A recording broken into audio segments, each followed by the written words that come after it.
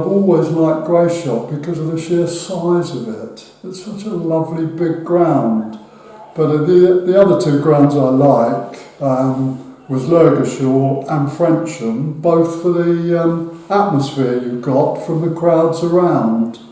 But definitely I think Greyshot probably, if I was forced to pick one. Yeah, I really did love Greyshot ground. And your favourite grounds are normally the ones that you do best on. Yes, they are. Selfishly. Yeah. In the Ianson, I think my favourite ground was probably Tilford, because for some strange reason, I always did quite well there. It's probably the short boundaries. Although, I must admit, I got wrapped on the fingers a few times at Tilford, probably more on that ground than I did any other ground. So I don't know what the pitch is like there now, but it was a bit sporting in those days. We used to bat 2 innings, so there were plenty of times where we bowled sides out twice and effectively won by an innings, and you used to get a bonus point. Again, this is going back a long time. In those days, playing in the Ianson and Miller, you could win by an innings. I don't know. I think even in your time that had probably just gone. played a You just few remember games. that, do you? Yeah. So, not uncommonly, especially the lower sides in the league, you could hope to put them in, get your bonus points, whip them out for about 20, 30, 40, 50. That's how it was. Yeah. You go in, get about 120 if you were lucky, 130, and pop them back in again. First wicket I ever played on was at Frensham. I mean, it was dangerous. And bearing in mind, we didn't have helmets or arm guards or anything, thigh pads, nothing like that. You did have your own box by then, not the team box. And I remember we bowled first, and I think it was Dave Harris opened the bowling at Frensham, first ball. And we had a guy called Bill Richards was keeping wicket, and the first ball went down and glanced off his forehead. It was it was lethal.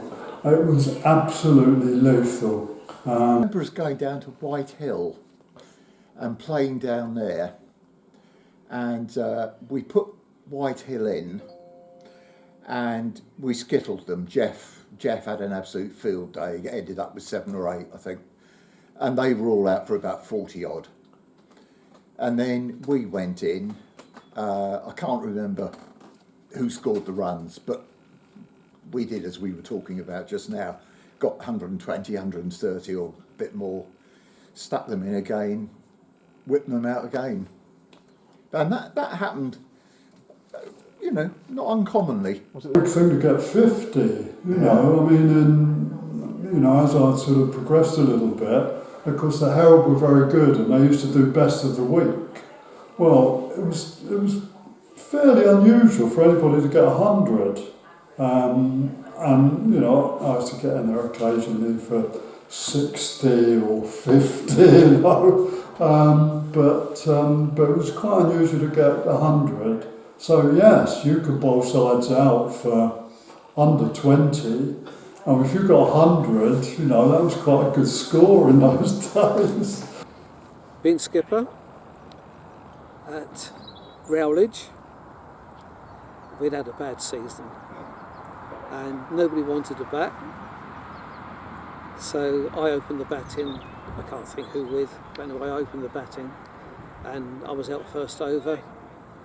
So I came off and I decided to walk around the ground just to calm myself down. And by the time I'd walked around the boundary and back to the pavilion, we were all out. We were all out for 17, which was So it was a very early day, and we. I don't think there were 2 innings then. I can't remember, but I know in the evening there was It must have been the end of the season, because there was a party up at Gerald and Joan Baker's place in Beacon Hill. And I took an awful lot of stick that night. Martin Ingram, who used to play for Greyshot, he scored 100 one Saturday, and I think it was against White Hill.